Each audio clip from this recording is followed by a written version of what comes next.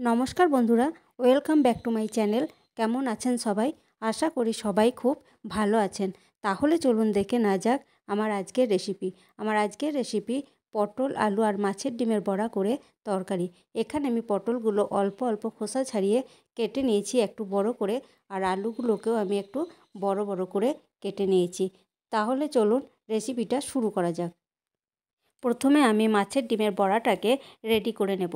তার জন্য এখানে আমি নিয়ে নিয়েছি কাতলা মাছের ডিম, পেঁয়াজ কুচি, একটা আলুকে আমি সেদ্ধ করে মেখে নিয়েছি, 2 চামচ বেসন, হলুদ গুঁড়ো, লবণ আর লঙ্কা কুচি। এইবার একটা বড় বাটি নিয়েছি। এইবার সব উপকরণগুলি এই বাটির মধ্যে দিয়ে দেব। সব উপকরণগুলি দেওয়া হয়ে গেছে। এবার হাতের সাহায্যে চটকে ভালো করে একটু ফেটিয়ে নিতে হবে।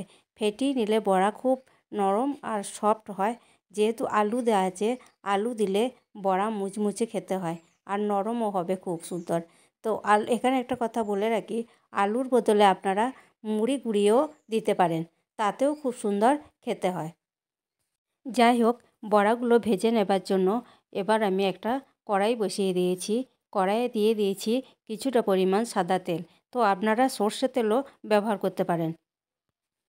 তেল গরম হয়ে গেছে। এইবার বড়াগুলোকে একে একে দিয়ে দিলাম। বড়াগুলি ভাজা হয়ে গেছে। এইবার বড়াগুলিকে তেল ঝরিয়ে কড়াই থেকে তুলে নেব। তো আজ শুনেই বুঝতে পারবেন বড়াগুলো কত সুন্দর ভেতর থেকে ও বাইরে থেকে ক্রিস্পি হয়েছে।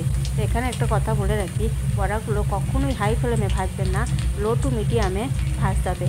তা না হলে হাই ফ্লেমে ভাজলে ওপর থেকে পুড়ে যাবে, কিন্তু ভেতরে কাঁচা থেকে যাবে।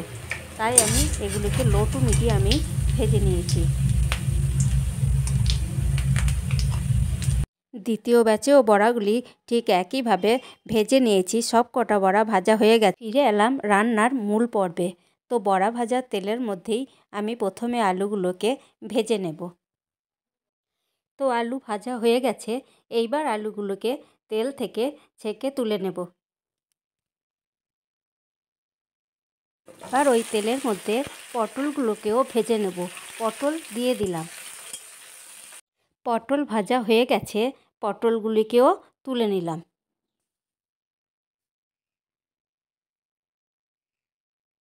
এরপর কড়াইয়ে দিয়ে দিলাম অল্প একটু তেল।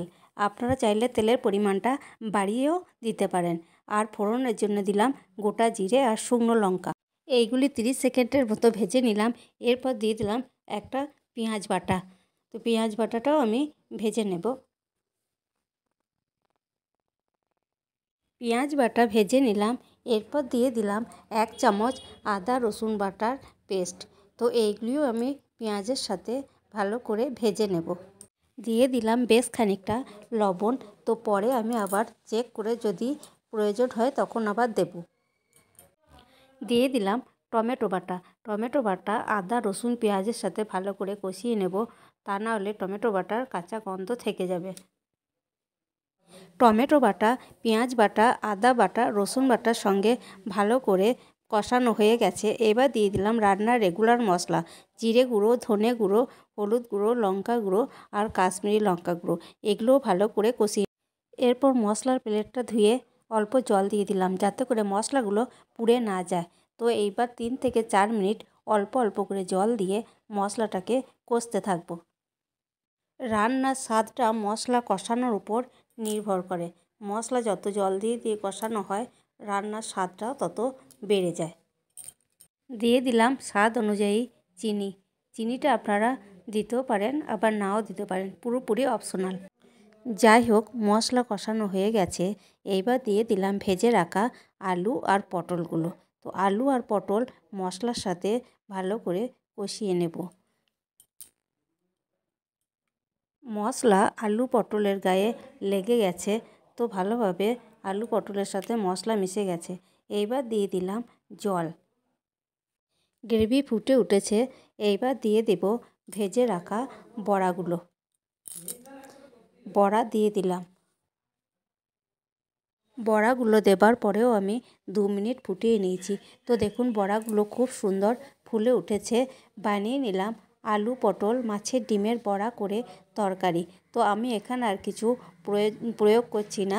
তো আমি নুনটাও এই সময় চেক করে নিয়েছি, আর আলুগুলোও খুব ভালো সেদ্ধ হয়ে গেছে। আর বেশি টানাবো না। এবার কড়াই থেকে তরকারিটা ঢেলে নেব। বানিয়ে নিলাম আলু পটল মাছের ডিমের বড়া করে তরকারি রেসিপি। আমি এখানে সবগুলো বড়া দিইনি, কারণ শুকনো ভাতের সাথে বড়া খেতে তো অসাধারণ লাগে, তার জন্য আমি কিছুটা বড়া রেখে দিয়েছি। কেমন লাগলো আমার এই রেসিপিটি? যদি রেসিপিটি ভালো লেগে থাকে তাহলে অবশ্যই লাইক কমেন্ট শেয়ার করবেন, আর চ্যানেলটিকে সাবস্ক্রাইব করে পাশে থাকবেন। ভালো থাকবেন, সুস্থ থাকবেন। এখনকার মতো বিদায় নিচ্ছি। দেখা হবে অন্য কোনো ভিডিওতে, অন্য কোনো রেসিপিতে। ধন্যবাদ।